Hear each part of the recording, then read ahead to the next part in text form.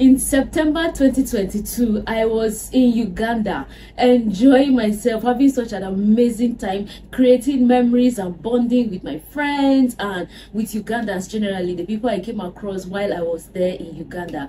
It is one of those memories that I've cherished and will continue to cherish for such a long time, because that was like my first time in Uganda and it was just really very memorable.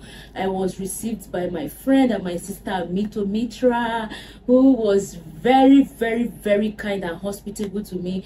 The best reception I've received anywhere I've visited since I started traveling. It was so incredibly memorable for me. I didn't expect that, you know. She welcomed me with a bouquet of flowers, and by the time we got to her house, I was welcomed again with a box of cupcakes. Like, Amito is just an amazing person, really. It's a memory that, like I said, I would cherish forever. Aside creating memories and enjoying a good time with Amito, I got to explore the country. I even traveled outside of Kampala, where I stayed initially. I got to Buyoni. I got to, you know, I got to explore the other side of Uganda basically, and it was really very memorable. It was a lot of firsts for me. So I went ziplining for the first time in my life ever in Uganda. I conquered that fear, and it was even more, you know, fearful that I had to zipline across water, a large body of water at Lake Buyoni. But it was memorable. That is like one of the most daring adventures I've ever had to engage in since I started traveling. I really appreciate the fact that I was able to do it, and I have that in my memory, stories to tell you and to tell my children, my generations unborn. And another memory I would remember. I know you are enjoying it, right? So before we continue, welcome back. I'm the African Storyteller. If you've not subscribed, that means you're coming by for the first time. Kindly click on that subscribe button. When you do, tap on the bell and select all. That way you will always be the first to know when I post a new video or I do a live stream. For those of you who returned, thank you so much, my red loves. Mwah. This is for you. Let's continue. So another thing I did in Uganda that was really memorable for me, you know, you always hear stories of the longest river in Africa, the longest river in the world, starting somewhere in Africa, and you know, I got to the mouth or the beginning of the river Nile there in Uganda, right on Lake Victoria. That is where River Nile starts from, the beginning. So I was there right at that point. It is one of those memories that I will also always cherish, to be able to tell people, including you, as I'm telling you now, that I got to the beginning of the River Nile. Isn't that incredible? How many of you would love to engage in that kind of adventure? I know you want to. That's why you clicked on this video. So in this video, I'm going to share with you some of the things you need to have. Okay, some information and some documents you need to have before you visit Uganda as a Nigerian and basically as an African. I think this is going to apply to you as well, but I'm going to be speaking more specifically from the perspective of Nigerian, because I'm a Nigerian and I visited with a Nigerian passport. So that's what I'm sharing today. Okay, you're going to enjoy Uganda. I had such an amazing time. Did I tell you I ate matoke? Very delicious Ugandan national meal. Don't worry, when you visit and you have a taste of it, you'll come back to this video and tell me, African Storyteller, I had a taste of matoke and it was heavenly. Right, so as a Nigerian intending to travel or visit Uganda for whatever reason, well, I'll be speaking for tourism specifically because I went on a tourist visa. So if you're intending to visit Nigeria, not for business, not for medical purposes, not for education and all of that, for tourism, just you want to go visit, explore and enjoy Uganda and have a good time, because Uganda has a lot of tourism offers, by the way. First, you need to have your passport, because for you to travel outside of Nigeria, you need to have a passport to identify your nationality. Very important. So if you don't have a passport, that is the first thing you should get. Go to any passport office, enroll and get captured, and your passport processed and issued to you. Once you have your passport, you need to also get your yellow fever vaccination card. You get vaccinated and issued a vaccination card. It's another requirement. So these are the two essential travel documents you need to have as a Nigerian intending to visit Uganda: your passport and your yellow fever vaccination card, right?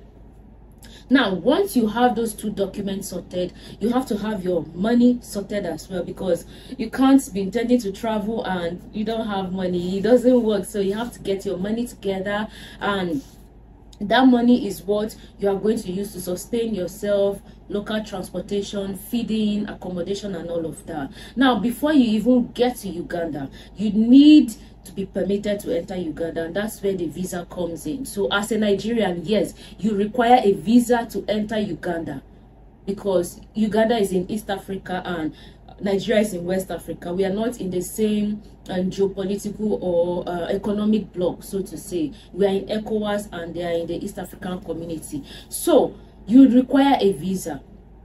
And the good thing is you can apply for the Ugandan tourism or whatever visa online. So you head over to the Uganda immigration website showing on the screen here. It's also linked in the description box down below. When you go to the website, you are going to see options for you to select what kind of visa you want to apply for. There's the ordinary or tourist visa, there's a diplomatic visa, there's a business visa, different kinds of visas, single entry, double entry. So if you are going just to visit Uganda and come back, you'll be selecting the single entry tourism visa. Okay, if you want double entry, maybe you want to go to Uganda, exit Uganda, go to say Rwanda, and then come back to Uganda, you might need to apply for a double entry visa. But if it's just going to Uganda, visiting, exploring, and coming back, then that's a single entry visa, and that costs $50. By the time you apply, you fill in everything, processing, I think at the end of the day you end up paying like $51, $1 being like the visa processing fee or so. So that is how much you are going to need. Just get ready with like $51 for your visa fee as a tourist. Okay, and then, like I said, your passport, your yellow fever vaccination card, your money, and then you apply for visa. So this is how the Ugandan tourism visa works. When you apply for the visa and make your payment, you are going to be sent a travel authorization letter to your email. Not the visa now, the travel authorization letter will be sent to your email. That is the letter you are going to use to travel. So you present that travel authorization letter issued to you by the Ugandan immigration. You present it at the airport. They are going to process you, let you board, and you fly to Uganda. Okay, once you land in Uganda at the airport, you are going to present that travel authorization letter that you used to board. You present it to the immigration officers at the airport. They're going to cross-check it on their own computer database to be sure that it is valid and was issued by their government. Once that is ascertained, you'll be requested to present your passport. You present your passport, your yellow fever vaccination card, and then there they will stamp the visa in your passport.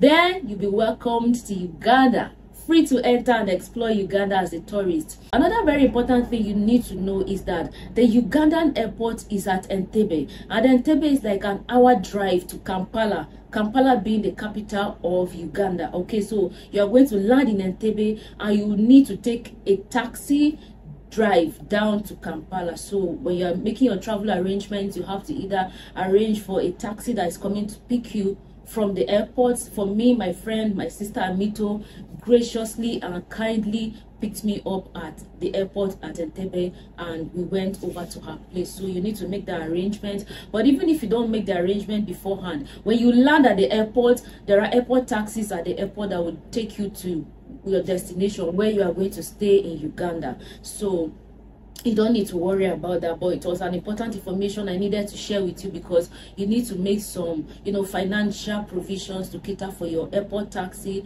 from the airport to Kampala, being the capital. I'm assuming you are going to want to stay in Kampala and explore, Kampala being the capital, right? So we have talked about all of that. And then your accommodation is also very important. I think when you're applying for the visa, there's a section where you are going to be required to fill in your accommodation, where you are going to stay, and the contact information. So you need to make arrangements for all of that before you apply as well. You can book a hotel or an Airbnb. Now, one thing you need to be assured about is that the Ugandan visa would always be issued. The authorization letter, in this case, will always be issued.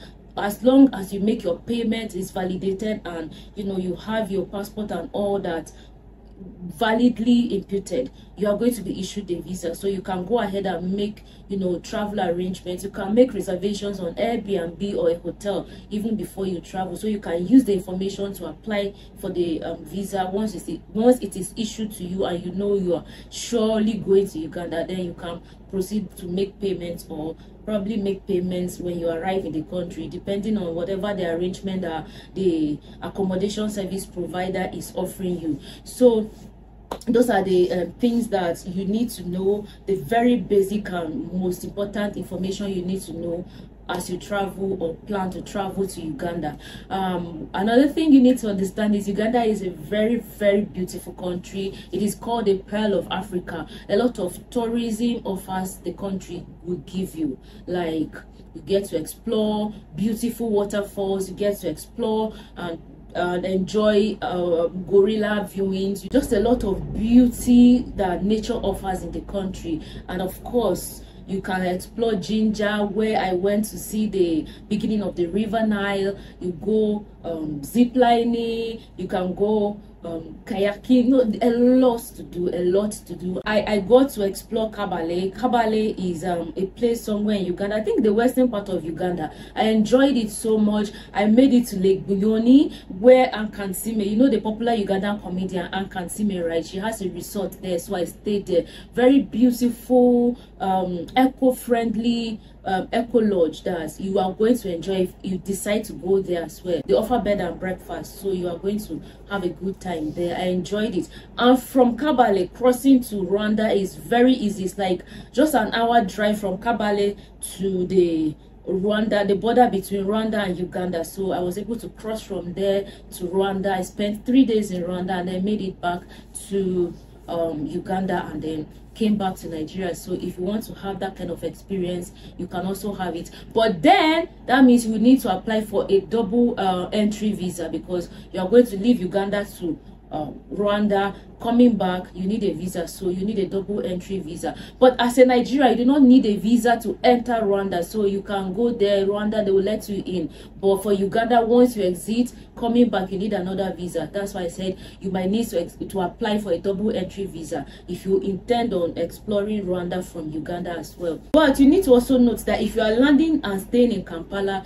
the drive from Kampala to Kabale is like about 7-8 hours or so. So you also have to bear that in mind, so yeah, that's basically it. I don't know if there are other questions you have.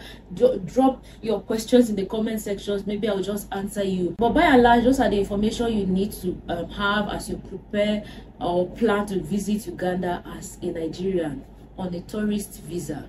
Hope I've been able to answer your questions. Drop a comment, let me know if I did, and definitely share this video, because I've gotten several questions on my previous videos on TikTok, on Instagram about this. That's why I had to make this video. So share it. There are other people who need this video as well. Okay, don't watch it alone, share it. And if you've not subscribed, remember to click on that subscribe button. When you do, tap on the bell and select all. That way you will always be the first to know when I post a new video or I do a live stream. And for those of you who returned, thank you so much for coming back. I love you guys so much. I'm the African storyteller. I'll see you in my next video. Until then, stay safe, healthy, and below abiding. Bye. Mwah.